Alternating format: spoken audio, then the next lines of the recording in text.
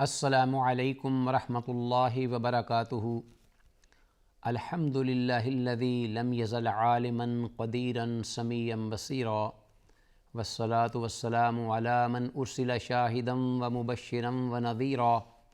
اما بعد فاعوذ باللہ السمیع العلیم من الشیطان الرجیم من ہمزہ ونفخہ ونفثہ، بسم اللہ الرحمن الرحیم۔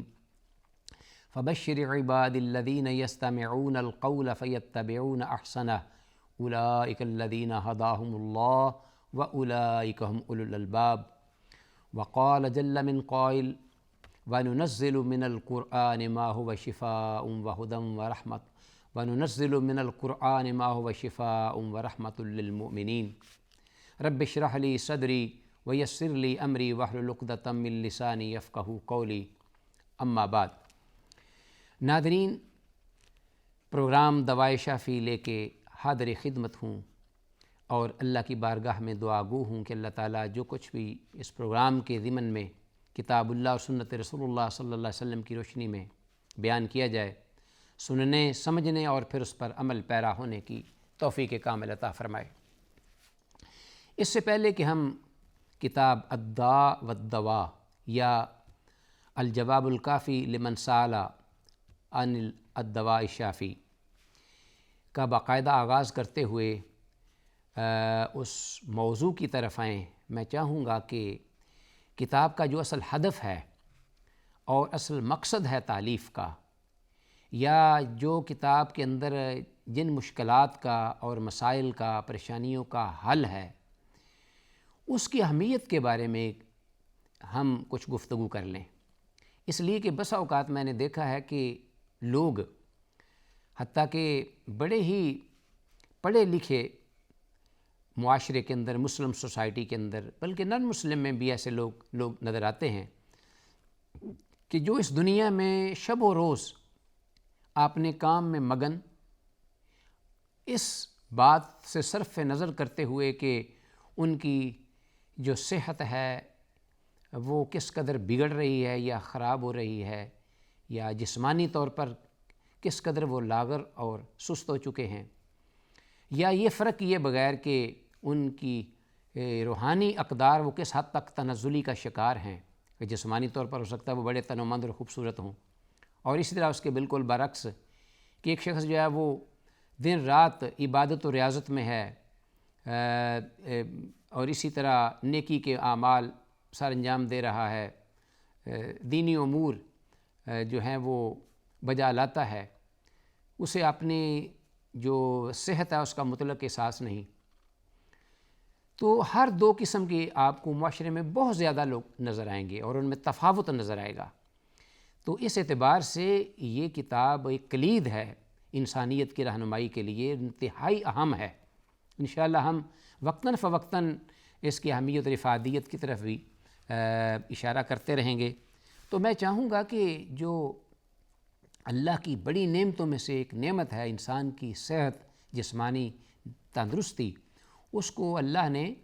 ان نعمتوں میں سے ایک نعمت کہا ہے جو اللہ نے اپنے انسان پر ودیعت فرمائی ہے، حقیقی منعم حقیقی جو ہے اس نے۔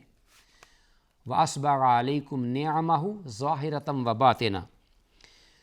کہ اور یہ نعمتیں اتنی زیادہ ہیں کہ ظاہری بھی ہیں اور باطنی بھی۔ ایسی نعمتیں دینی، ایمانی، صحیح عقائد کی، اور پھر یہ ہے کہ انسانی الاقدار کی، شرافت کی، سچائی کی، یہ راست بازی کی، یہ ساری کی ساری نعمتیں ہیں جو کہ اللہ نے انسان کو ودیعت کی ہیں۔ اسی طرح مالی ہیں نعمتیں، جسمانی ہیں نعمتیں، صحت کی۔ تو وَإِن تَعُدُّوا نِعْمَتَ اللَّهِ لَا تُحْصُوهَا، اگر ان کو آپ شمار کرنا شروع کر دو تو شمار سے باہر ہیں۔ تو من جملہ ان نعمتوں میں سے جب ہم نعمتوں کو شمار کرتے ہیں تو حقیقت ہے کہ ہمیں یہ بات کیے بغیر کوئی چارہ نہیں کہ جب تک انسان کی صحت صحیح نہ ہو، وہ تندرست توانا نہ ہو، ہزار دنیا کی نعمت اس کے قدموں میں لا کے رکھ دو، تو اس کے نزدیک ان نعمتوں کی نہ کوئی قدر ہے نہ اہمیت ہے۔ دنیاوی نعمتوں کی بھی کوئی قدر و اہمیت نہیں، اور ایک بیمار انسان کے سامنے تو جب دینی امور کے بجا لانے کا وقت آتا ہے تو وہ بھی اس سے عاجز ہوتا ہے۔ اسی لیے رحمت للعالمین نے یہ بات فرمائی ہے کہ المومن القوی خیر احب الی اللہ من المومن الضعیف، کہ مومن جو مضبوط ہے، تندرست، وہ اللہ کے ہاں زیادہ محبوب ہے، زیادہ پیارا ہے اس مومن کی نسبت جو کہ کمزور ہے۔ وفی کل خیر، ویسے ایمان کے اعتبار سے دونوں ہی اللہ کو پیارے ہیں، لیکن جو کام تندرستی کی بنا پر اور صحت و توانائی کے اعتبار سے ایک شخص کرتا ہے صحت مند، تو دوسرا بیمار ان کو ادا کرنے سے عاجز ہے۔ تو رحمت للعالمین نے گویا کہ اس صحت کو ایک بڑی نعمتوں میں سے ایک نعمت بھی قرار دیا ہے، اور ساتھ یہ فرمایا کہ بہت ساری میری امت کے ایسے لوگ ہوں گے کہ جو دو بڑی نعمتوں کے بارے میں نقصان اٹھائیں گے۔ اور صحیح بخاری میں یہ الفاظ ہیں، نعمتان مغبون فیہما کثیر من الناس، دو نعمتیں جس بارے میں لوگوں کو بہت زیادہ نقصان ہوگا، اللہ اکبر، وہ ہیں الصحت والفراغ، ایک صحت تندرستی اور ایک فراغت فارغ البالی۔ تو پہلا جو ذکر کیا ہے وہ نعمت کا ہے، اور کسی بھی معاشرے میں دنیا کے یا کسی بھی دور میں نعمت اس تندرستی اور صحت کی نعمت کا انکار نہیں کیا، اس کی اہمیت کا انکار نہیں کیے گا کسی بھی فرد کے، یا وہ انفرادی طور پر یا اجتماعی طور پر۔ تو ہر اعتبار سے، خواہ کوئی ایک خاندان ہو یا ایک قوم ہو، ہر جگہ پہ جو ایک تندرست و توانا مسلمان یا ایک فرد ہے اسی کو ہی پریفر کیا جاتا ہے، اسی کی اہمیت ہوتی ہے، اسی کی ہی لوگ اسی کی طرف ہی توجہ دیتے ہیں، اسی سے کام لیتے ہیں، جبکہ اس کے بالکل برعکس جو دوسرا شخص ہے، اگرچہ وہ انسان ہے، اپنی دیگر صلاحیتوں کے اعتبار سے ہو سکتا ہے کہ وہ معاشرے میں باعث عزت و احترام ہو، باعث وقار ہو، لیکن جسمانی اعتبار سے اگر کچھ کرنے کے قابل نہیں تو لوگ اس کی طرف توجہ کم ہی دیں گے کہ یہ شخص جو ہے اب تو بجائے اس کے کہ کسی کا سہارا بنے بلکہ یہ دوسروں پر بوجھ ہے۔ ایک بیمار آدمی جو ہے وہ ظاہر ہے وہ کسی کی طرف دیکھتا ہے، تندرست جو ہے وہ بیمار کو سہارا دیتا ہے اللہ کے فضل سے۔ تو ناظرین، اس اعتبار سے شریعت طاہرہ نے اس بات کی تعریف کی ہے کہ جو شخص اپنی صحت کا خیال رکھتا ہے، بلکہ ایک حدیث میں ہے رسول اللہ صلی اللہ علیہ وسلم نے فرمایا کہ صلی اللہ العفو والعافیت، اللہ سے ہمیشہ عافیت کا اور درگزر کا سوال کیا کرو۔ فَإِنَّ أَحَدًا لَمْ يُعْطَ بَعْدَ الْيَقِينِ خَيْرًا مِّنَ الْعَافِيَةِ، اللہ اکبر، کہ کسی شخص کو یقین کامل کے بعد اتنی بڑی نعمت نہیں دی گئی جتنی کہ نعمت عافیت کی ہے، صحت مند، تندرست ہونا، اس کا سلامت ہونا بیماریوں سے، امراض سے، خواہ وہ جسمانی ہوں یا روحانی ہوں۔ تو رحمت للعالمین نے فرمایا، یقین کا لفظ اس لیے یہاں استعمال ہوا کہ یقین کے ساتھ انسان کو دینی اعتبار سے جو شکوک و شبہات درپیش ہوتے ہیں، یقین حقیقی اصل یقین سے اس کا ازالہ ہوتا ہے، اور اس پر شریعت کی حقیقت واہ ہوتی ہے اور وہ مطمئن ہوتا ہے۔ عافیت جو ہے اس کا تعلق جسمانی عوارض سے ہے، بیماریوں سے، امراض سے ہے، کہ جب اسے عافیت ملتی ہے تو انسان ان بیماریوں سے محفوظ و مامون ہوتا ہے۔ تو اس اعتبار سے رسول اللہ صلی اللہ علیہ وسلم خود بھی اللہ سے عافیت مانگا کرتے تھے۔ اللہم انی اسألک العفو والعافیۃ والمعافاۃ فی الدنیا والآخرہ، اور اے اللہ میں درگزر اور عافیت دنیا میں اور آخرت میں ہر اعتبار سے آپ سے مانگتا ہوں، اس کا سائل ہوں۔ اور پھر اسی طرح یہ دعائیں مختلف جس میں یہ الفاظ موجود ہیں، اللہم عافنی فی بدنی، اللہم عافنی فی سمعی، اللہم عافنی فی بصری، لا الہ الا انت، اے اللہ مجھے عافیت دے دے میرے بدن میں، اے اللہ مجھے عافیت دے، سلامتی دے اور محفوظ رکھ میری آنکھیں اور میرے کان اور میری دیگر جو پارسا باڈی، جتنے بھی آپ 3 مرتبہ صبح یہ دعا فرماتے اور 3 مرتبہ آپ رات کو یہ دعا فرماتے۔ تو اس اعتبار سے ہم دیکھیں تو ویسے بھی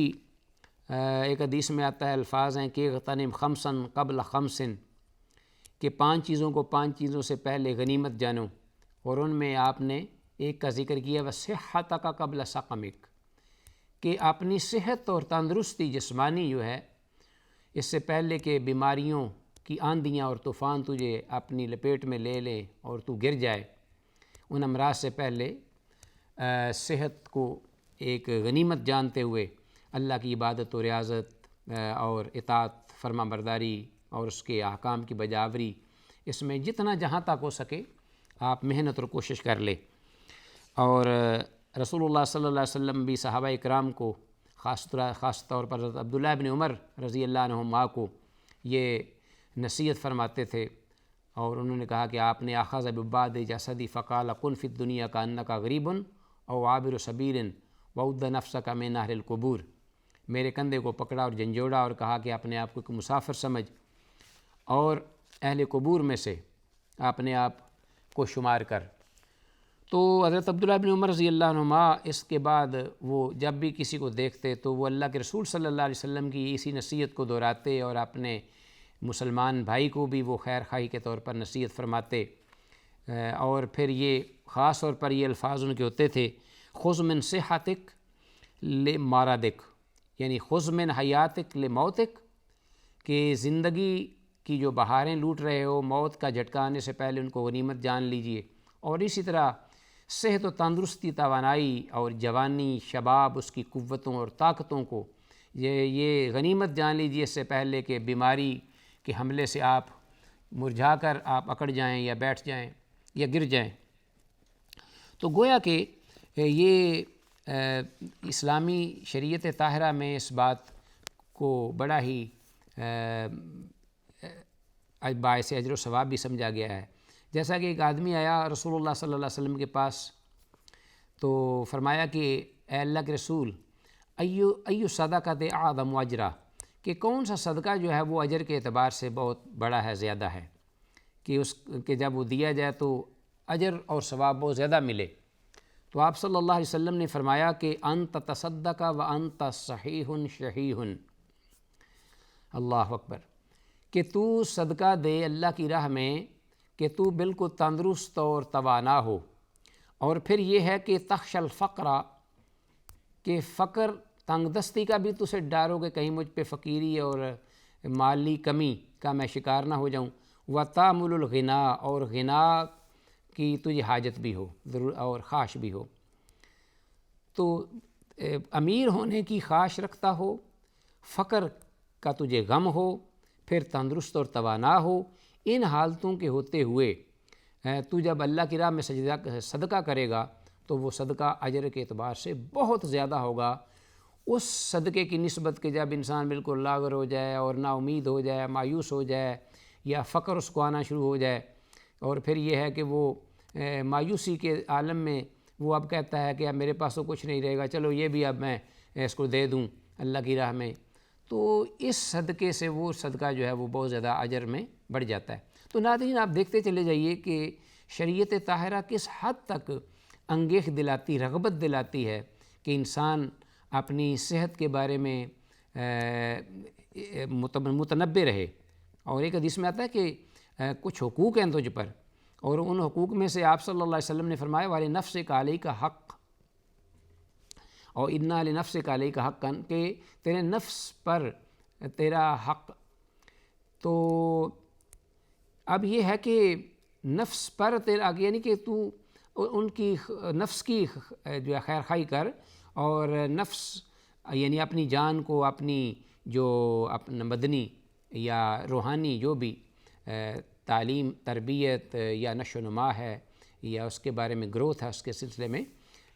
یہ آپ اپنا اہتمام کر اس سلسلے میں۔ تو رسول اللہ صلی اللہ علیہ وسلم نے اس بارے میں خود بھی عملاً انگیخت دلائی۔ ناظرین، ایک بڑا ہی اہم پہلو جو کہ شاید کتاب میں بھی اس کا تذکرہ ہوگا، میں اس طرف بھی آپ کو توجہ دوں کہ شریعت طاہرہ نے کچھ صحت مند رہنے کے لیے رہنما اصول دیے ہیں، تو ان کا بھی میں اختصار سے تذکرہ کروں کہ انسان کس طرح زیادہ صحت مند رہ سکتا ہے، رہنا چاہے یا اہتمام کرنا چاہتا ہے، تو آپ دیکھیے شریعت اس اپنے بندہ مومن کے اس معاملے میں کس قدر حساس ہے کہ ایک صحت اور تندرستی کے لیے ایک بہت بڑا ایک رہنما اصول ہے، وہ کیا؟ طہارت۔ انسان پاک اور صاف رہے تو کس حد تک اللہ نے ان اللہ یحب التوابین و یحب المتطہرین، ایک شخص جو ہے وہ گندہ غسل نہیں کرتا، تو اللہ کے رسول صلی اللہ علیہ وسلم نے یہ 5 وقت عبادت کے لیے جو وضو، اس کو 5 مرتبہ غسل کے مترادف جانا ہے۔ تو انسان کے یہ جو اعضاء ہیں، یہ اعضاء رئیسہ، اس سے وضو کے ذریعے جلا ملتی ہے ان کو، اور یہ محفوظ رہتے ہیں بیماریوں سے، گندگیوں سے، اسی طرح گرد و غبار سے، آنکھیں، کان، ناک، منہ، سر، اس کے بال، یہ ساری چیزیں، ہاتھ اور پاؤں، یہ سارے جیسا کہ وضو میں انسان ان کو دھوتا ہے۔ تو انشاءاللہ ہم طب نبوی کے حوالے سے ان کا جائزہ لیں گے۔ کہا کہ طہور و شطر الایمان کے یہ طہارت ہے، یہ نصف ایمان ہے۔ اور پھر کپڑے جو ہیں، کپڑوں کا آلودہ ہونا، یہ بسا اوقات بیماریوں کا باعث بنتا ہے، انسانی جسمانی بیماریوں کا۔ تو اللہ حکم الحاکمین اس سلسلے میں کس قدر رغبت دلائی ہے کہ انسان اپنے آپ کو پاک اور صاف رکھے، کپڑے صاف رکھے، صاف ستھرے پہنے۔ وَثِيَابَكَ فَطَّهِّرْ، اپنے کپڑوں کو صاف رکھو ہے پیغمبر صلی اللہ علیہ وسلم۔ تو رحمت للعالمین اللہ کے اس حکم پر اس حد تک کاربند تھے کہ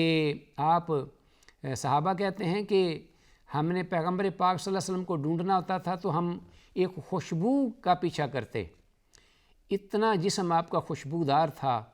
اتنا معطر تھا آپ کا کہ جس راہ سے آپ گزرتے ہر طرف مہک ہی مہک ہوتی، آپ کا لباس بھی اسی طرح صاف ستھرا ہوتا اور چمکتا ہوا، اگرچہ سادہ ہوتا تھا لیکن صفائی کی انتہا پر۔ رحمت للعالمین نے یہ تربیت اپنے صحابہ کی بھی فرمائی اور کہا کہ آپ اپنے جو جسم ہیں یا اپنے کپڑے ہیں وہ تو دور کی بات، آپ جس جگہ رہتے ہیں وہ مکان، اس کو بھی پاک اور صاف رکھو۔ اور فرمایا کہ طہروا افنیتکم، اپنے جو فنا یعنی گھروں کے